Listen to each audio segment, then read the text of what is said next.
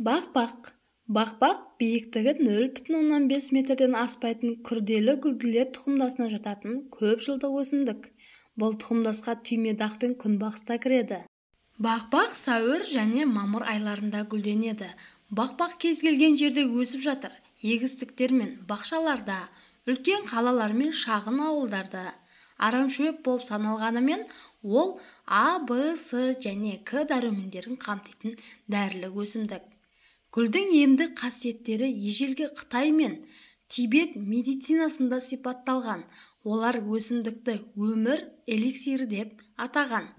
Қытайлықтар оны аппендицит, фурункул, кариес, дерматит, безгек, бауыр ауруы және шірінші сияқты дерттерден емделу үшін қолданған.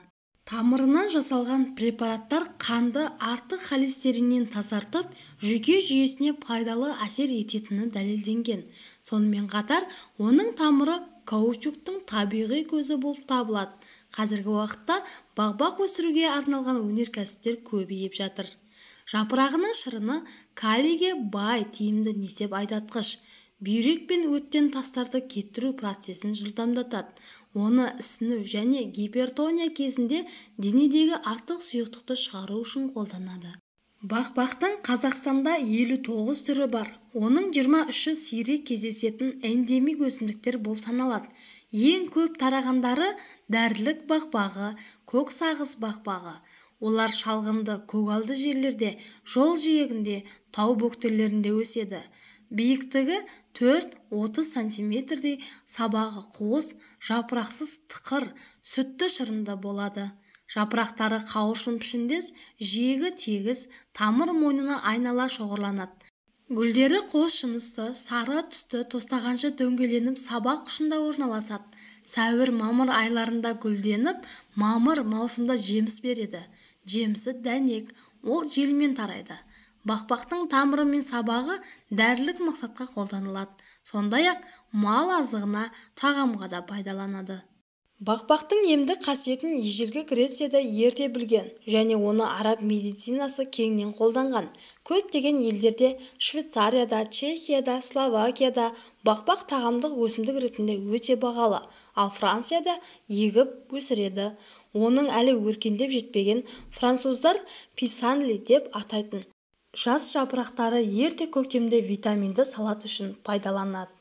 Тұқымдастың латынша тарахис көз ауруы атынан алынған. Өйткені орта ғасырда дәрігерлер сол ауруды осы өсімдікпен емдеп жазған көрінеді. Тарасис тыныштандыру деген сөздің басқа да туындылары болуы мүмкін. Жапырақтарынан гүл сабақшаларынан қант инозит табылған. Тамырлары мен жапырақтарындағы сүт сымақта шырыш және ащы зат глюкозид тараксацин бар. Тамырларында крахмалдың орнына әсіресе күзде 25%-ға дейін инулин жиналады.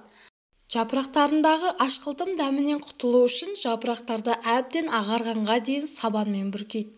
Немесе жапырақтың кесінділерін 30 минут тұзды суда ұстайды. Ашқылтым дәмі қайтқанда және қуырғанда кетеді. Тағамға, әсіресе көктем кезінде маринадталған гүл сабақшаларында пайдаланады. Ал қуырған тамырларын кофе орнына ішеді.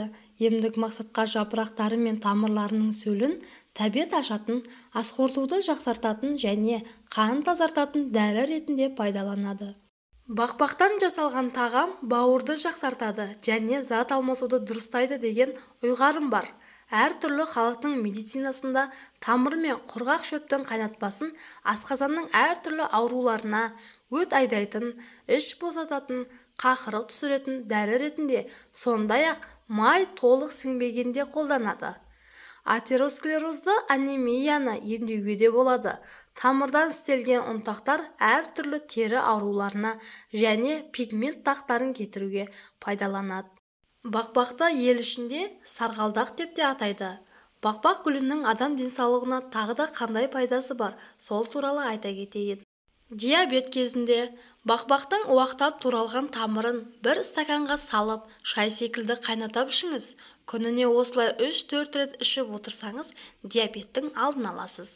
Онкологиялық аурулар кезінде Бақбақтың 100 грамм жас жапырағын тұзды суға салып, оған 50 грамм ұсақтап туралған жуа мен 25 грамм ақ желек қосып, өсімдік майымен араластырып ішіңіз.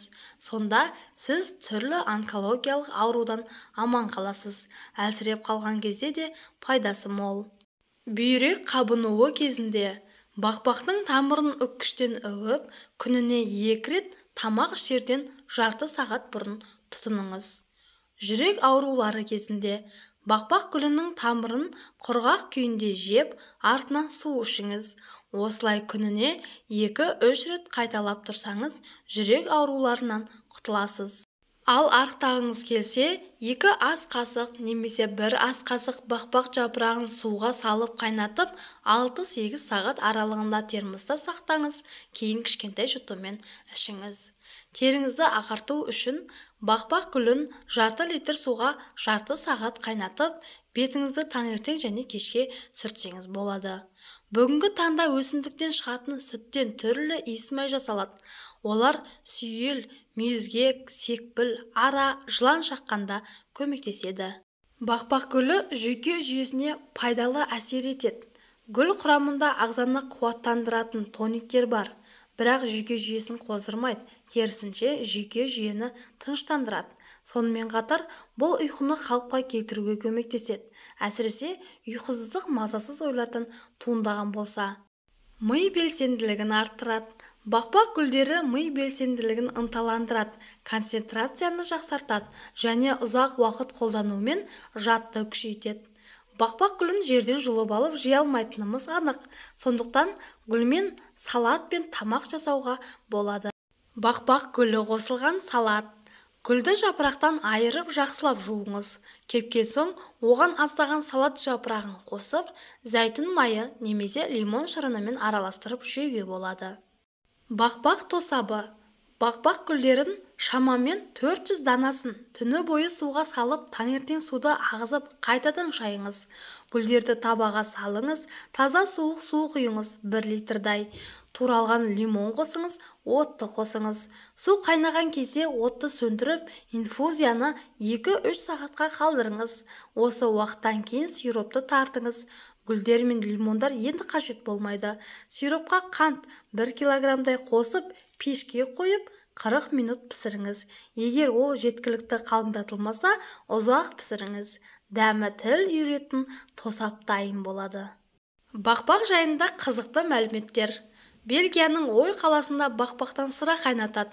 Мұнда бұл гүлдерді тіпті паштетке қосады. ақш-та Огайо штатында мамыр айының 1 сенбісінде бақбақ күні мерекеленеді. Бұл күні адамдар киімдерін бақбақпен безендіріп, және оны гүлдерден түрлі тағамдар дайындайды. Бақбақпен сағатты тексеруге болады. Олар таңғы сағат 6-да ашылып, түстен кейін сағат 3-терде жабылады. Кавказ тауларының бөктерінен жапырақтары қызыл күрең түсті келген бақбақтың ерекше түрін кездестіруге болады. Бақбақ тұқымы топыраққа енгенге дейін ауа арқылы 100 шақырымдарға ұша береді. Дәстүрлі Италиян асханасында бақбақ әртүрлі тағамдарға ингредиент ретінде қосылып, кеңінен қолданылады.